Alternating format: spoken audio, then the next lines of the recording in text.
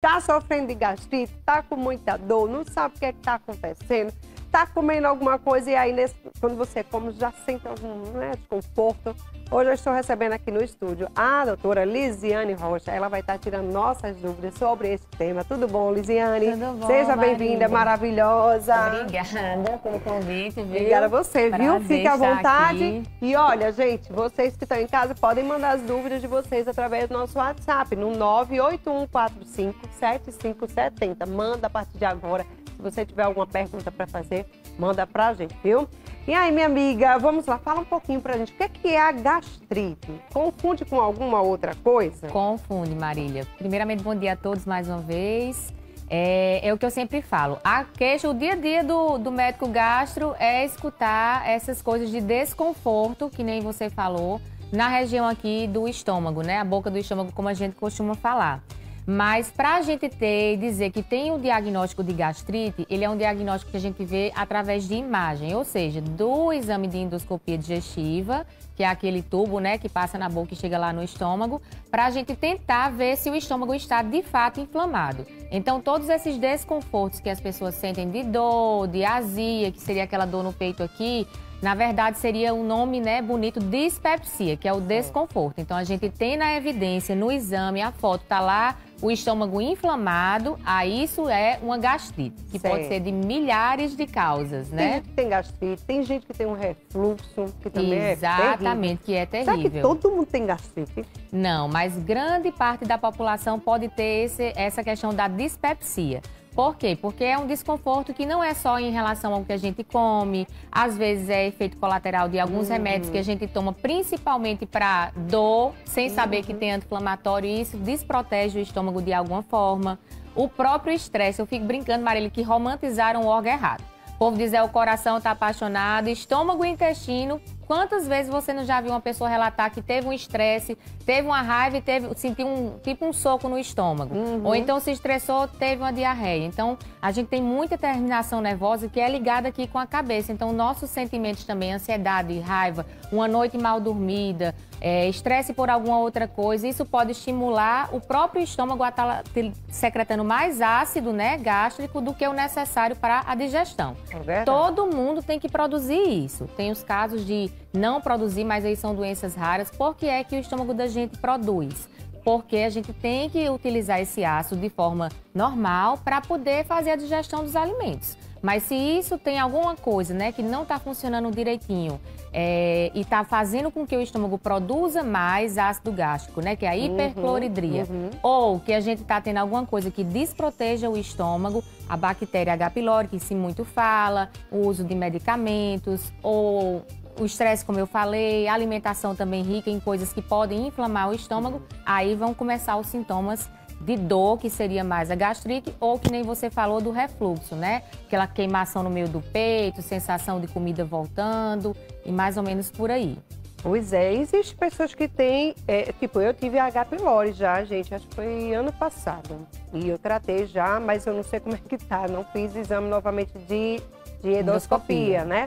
Fiz só o de sangue, já estava mais ou menos organizado, mas precisa fazer com quanto tempo a endoscopia novamente? Pronto, isso aí é perfeita a sua pergunta, porque H. pylori é, que nem eu tive um professor, não esqueço nunca, quando ele diz, antigamente escolhia quem tratava.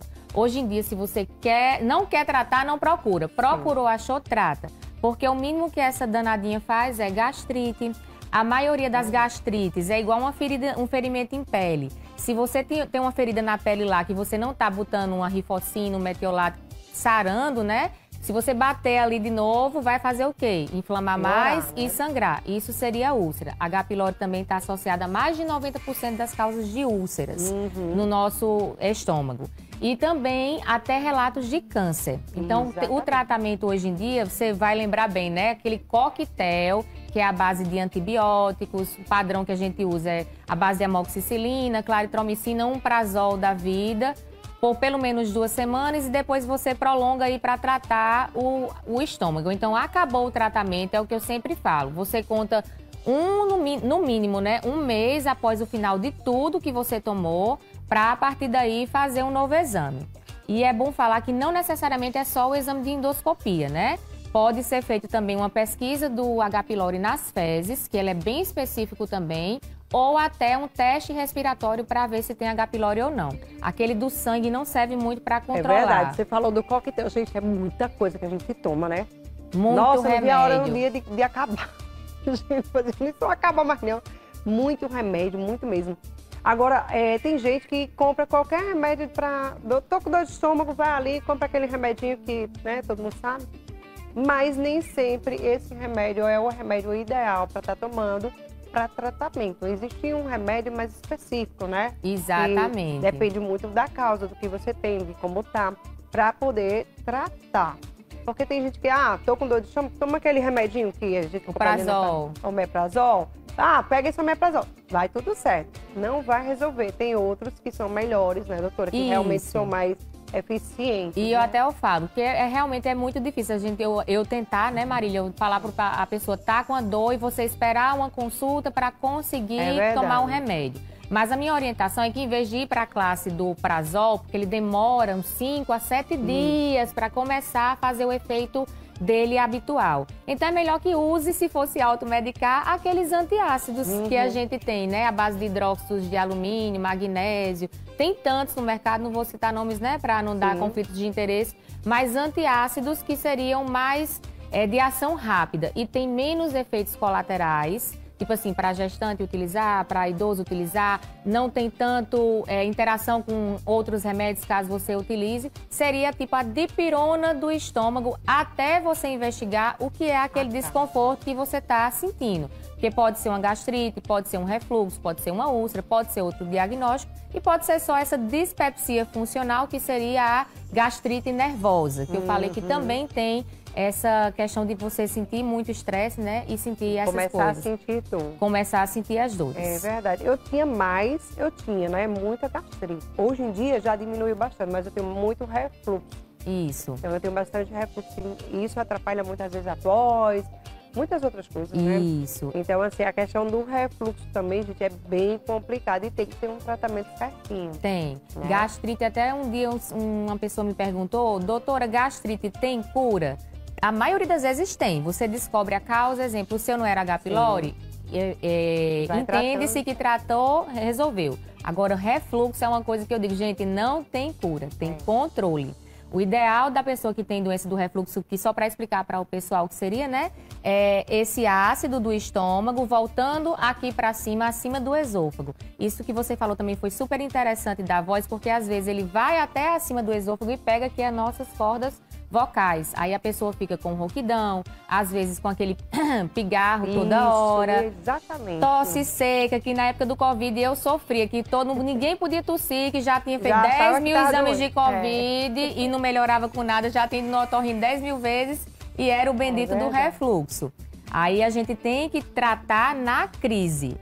Raramente que você vai ficar tomando remédio o resto da vida para refluxo, salvo raras exceções, né? Se você tiver com muita persistência, tipo tá com tosse toda hora, tá rouca toda hora, ou na sua endoscopia seu esôfago tá muito inflamado, aí isso a gente tem que tratar também para não ocasionar problemas maiores, complicações associadas ao refluxo. Muito bom. Quanto tempo dura a gastrite? Depende da inflamação, é como eu te falei, normalmente a gente, para diferenciar assim, aguda de crônica, que sempre fala, gastrite crônica, que dá na biópsia, passou de um mês eles já falam que é crônica. Então o tempo vai durar até a gente descobrir a causa e matar aquela causa. Exemplo, você foi por conta da bactéria, normalmente ali vai ser o tratamento durante o tratamento da bactéria. Se for, tem muito também o caso de aquelas pessoas que tomam muitos remédios, problema do coração, anti-inflamatórios, AS. Nessas pessoas eu até oriento, a gente conversa junto com o paciente e o cardiologista, né? Para deixar alguma coisa protegendo, porque tá usando remédio que vai ser, exemplo, necessário para o coração, mas vai ser agressivo para a mucosa do estômago. Então o tempo vai durar até você tirar a causa base. Se eu não conseguir tirar, exemplo, AS mesmo, ácido acetil, né? Que é muito importante para esses pacientes que têm prótese no coração, infarto e tal, mas aí é ruim para o estômago. Então é a gente que lutar, eu digo assim, eu que lute para achar uma forma de deixar aquele paciente medicado, mas não prejudicar o outro órgão. Dor na barriga. sempre é gastrite ou pode ser também uma outra coisa? Outra coisa, dor abdominal, eu digo que é assim, um mundo, um leque, e algumas vezes pode se confundir sintomas. A mais comum, a da gastrite, né, que o pessoal fala, é a dor aqui, ó, na boca do estômago.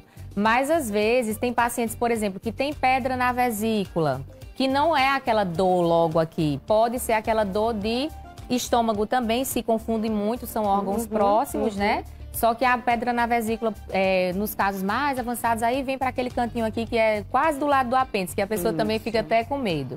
Mas pode ser muita coisa, pode ser intestino irritável, que dá muita dor e distensão abdominal, pode ser a gastrite, que é essa dor aqui no estômago, pode ser pedra na vesícula, pode ser... Fígado não costuma doer, só nos casos, assim, muito avançados, tá? De água na barriga, cirrose e tudo mais. Mas dor abdominal, eu digo, gente, é igual a examinar. Tanto com você explicando como é aquela dor, que isso importa pra gente, tipo, que horas você sentiu a dor, se teve alguma posição que melhorou aquela dor, se melhorou ou não com algum analgésico, se não, se só foi piorando, se teve história de sangramentos. Então, tudo isso vai nos guiar a ter um raciocínio e pedir, né, um exame direcionado na tua queixa. Tem gente que tem no estômago, meu Deus, como é o nome? Tipo... nódulos, não, tipo uma coisa assim, né? Isso também pode causar, ser o quê? Essa causazinha desses caroço, nódulo, alguma coisa Na assim. endoscopia você fala de achar? Ah, isso é muito interessante. Depois até eu posso até mostrar as fotos. Esqueci o nome agora. É micronodular, gastrite micronodular. Isso seria o quê? A cara, 90% das vezes é a mucosa. Posso até mostrar depois, que eu tenho só o meu... Acho que meu telefone tem mais foto de estômago do que mesmo. Eu tô vendo uns negocinhos Isso aqui. aí é normal, mas no caso da gastrite micronodular, o estômago da gente tem 3 partes, né? Óbvio que não os estômagos operados, porque aí se faz um caminho novo ou se tira o fundo do estômago. Mas é fundo, corpo e antro. Esse antro é normalmente onde a gente encontra mais precocemente a infecção pela bactéria. A mucosa é lisinha. Às vezes, quando você fica vendo ela, dentro do exame mesmo, né? A fotinha a gente imprime até pra ver que ela tem tipo umas ondinhas assim, como se fossem micronódulos. Aí isso pode ser muito sugestivo de H. pylori. E a outra coisa que eu acho que talvez seja isso também, seriam os pólipos, né? Pólipo em estômago e pólipo em intestino. Aí é um mundo que, se eu vou dizer a você que o que é que causa um pólipo, não sei lhe dizer. Genética, acidez demais, medicamento demais. A grande maioria, eles são benignos, mas a gente só sabe tirando, né, através da endoscopia e botando a biópsia. Mas se for algum pólipo que possa um dia, né, virar um câncer, também é tirado e o acompanhamento é feito mais de perto. Maravilha. Muito bom, viu, doutora, aqui nossa entrevista de hoje. Muito obrigada por você Eu ter que vindo aqui participar do agradeço. nosso programa. Volte mais vezes, tá bom? Eu que agradeço, viu? Muito obrigada pelo convite e pelo carinho de vocês. Arrasou. Olha, eu vou pro